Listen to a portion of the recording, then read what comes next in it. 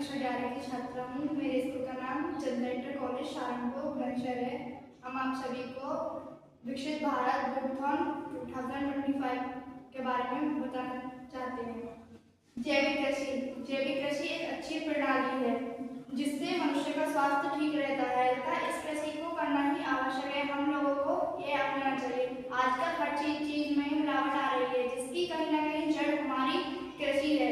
जो हम अपनी कृषि को अच्छा करेंगे तथा इसमें जैविक खादों का उपयोग करेंगे तथा जैविक कृषि एक प्राकृतिक प्रणाली है जिसमें किसी भी प्रकार का उर्वरक कीटनाशक का प्रयोग नहीं किया जा सकता, जिससे पर्यावरण में प्रदूषण नहीं होता तथा यह हमारी मिट्टी को भी स्वस्थ और उपजाऊ बनाए रखती है। यह हर समय यह प्रणाली सबसे अच्छी है तथा इसको हम किसानों को अपनाना चाहिए। किसानों के लिए यह ज्यादा महंगी प्रणाली भी नहीं है तथा इससे मनुष्य का स्वास्थ्य भी अच्छा रहता है। अब दूसरी है रासायनिक प्रणाली। रासायनिक प्रणाली एक धीमा जहर है।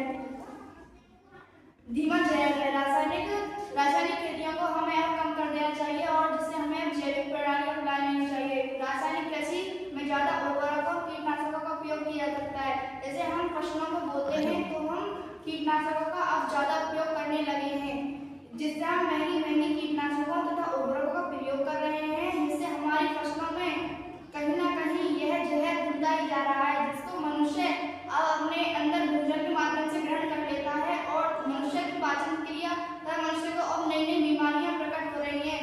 इससे हमारे देश की आर्थिक स्थिति खराब हो रही है। जब मनुष्य ही बीमारियों से ग्रस्त रहेगा तो मनुष्य भी कार्य नहीं कर पाएगा। जब वह रोगग्रस्त होगा तो वह किसी भी कार्य के लिए समर्थन नहीं कर पाएगा।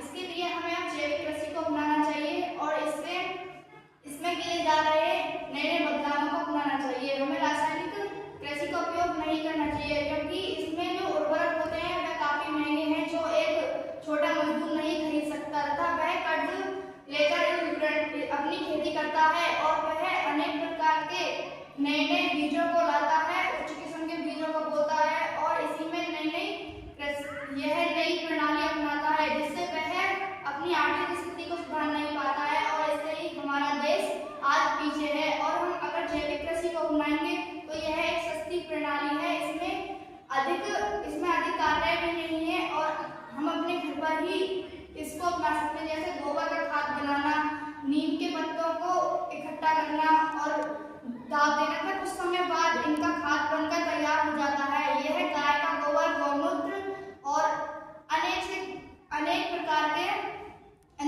खादों का उपयोग कर सकते हैं, जिससे हमें